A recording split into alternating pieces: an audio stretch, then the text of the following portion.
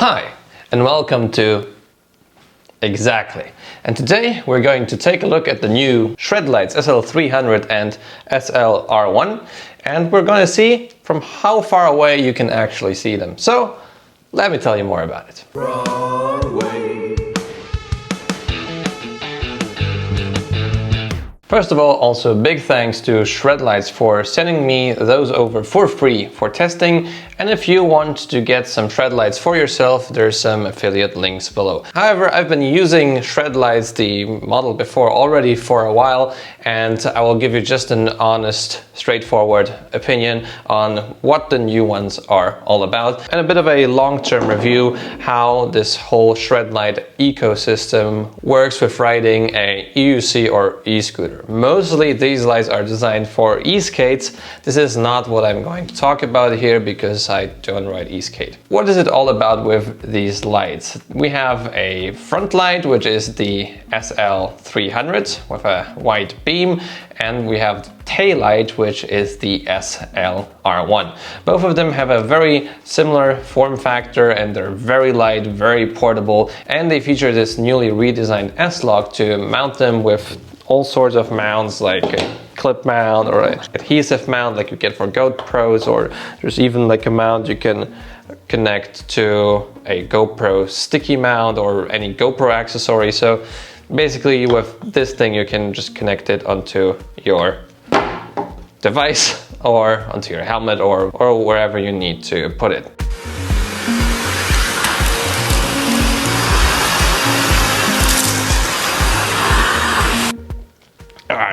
This new S-Lock is just a bit too tight. I'm also going to compare those against the old SL-200s to show you the main differences between those two, and if you should upgrade if you already have the old ones. So the SL-300 is a light that has a 300 lumen bright front light. It's pretty bright in the night. If you want to use it as an additional light on your PEV, it works pretty good as a floodlight. So for like the close proximity, that's where I put it on the Tesla when I was in Bulgaria. But other than that, I would pretty much use it as a light to be, you know, seen from the distance, like a bicycle light of sorts.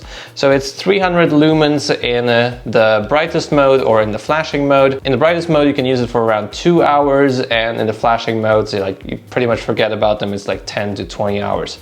You recharge it with a USB-C plug, which is really nice. And they also include like these multiple USB-C cables if you order a bigger pack of them, because usually you don't buy this separately, you just buy a pack, like a UFC Black Ops or whatever pack of lights.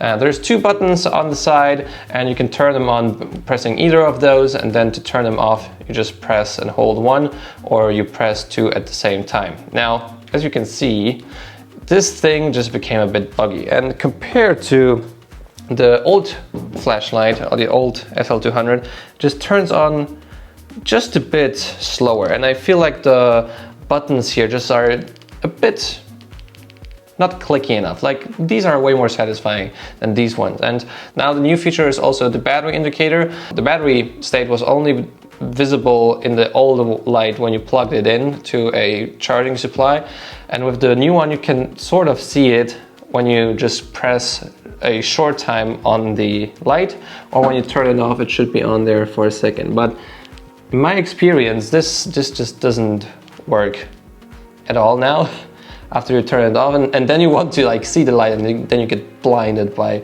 a strong beam. So sometimes I can see it, sometimes I can't. Usually when I turn the light off and it's on there for a second, then I can see if it's green, it's enough juice there, and if it's, do I have anyone that is discharged?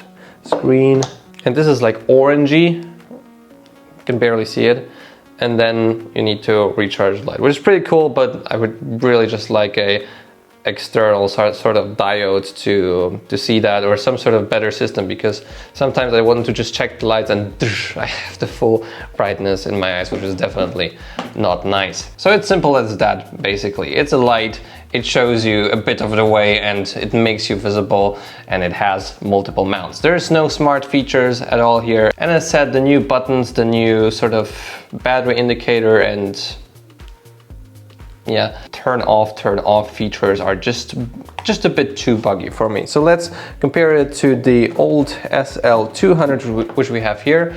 And yeah, the old one just feels a bit more premium. I would say it is more of a rubbery structure, and the new one feels, although they say it's more durable, it just feels just a bit more cheap, a bit more plasticky of sorts. So yeah, this feels also a bit lighter. But the biggest, improvement between those two is the new lens.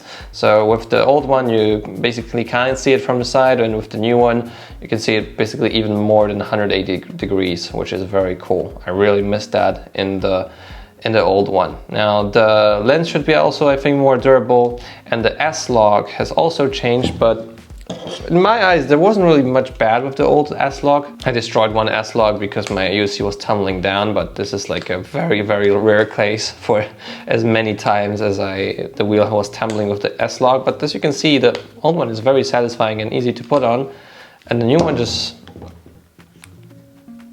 it's so difficult to put it on and then to get it off. So I think they just need to somehow adjust it a bit, especially if you have a new light. It's very difficult to put it on and then get it off. 100% in, boom. Yeah, so yeah, I think there's still some improvement to be made. All right, so this is the SL-300. Let's also show you the SL-R1, which is now the tail light. I also think the new lights are just a bit harder to distinguish because you have to look in front of the lens here. There's a red ring. With the old one, there was a red ring around the whole contraption. So the SL-R1, very similar story in terms of upgrades, just a bit of a brighter light, a better lens here, a better beam, and slightly different modes. So the new modes are, the same thing as also on the SL-300. The flashing mode is a bit quicker than on the old one. Then the burst mode is basically the same, and then the alternate flashing mode is just a bit different, but I also like it. My bummer with that is that you can't select the brightness of these flashing modes, so these are just like always in the most powerful mode, which can be blinding at times, especially if you have the light not looking down but looking a bit up. So I would always recommend you putting especially the rear light a bit downwards, and if you just have even the lowest mode of brightness on, they're still very, very bright. They can be very, very blinding in the night. So I wish there was even like a less powerful mode than the minimum mode especially on the tail light. Other changes are very, very similar, so that's basically what I was going over when I was talking about the SL-300. So yeah, it's as simple as that. Now we will wait for the night to come, and then we'll see how far we can see the lights in night conditions. All right, middle of the night. I can't really turn my head because I don't want to blind Kate behind that camera. The strait is around like 1.1 kilometers far, so we're going to see how far we can see it and how well. So let's go.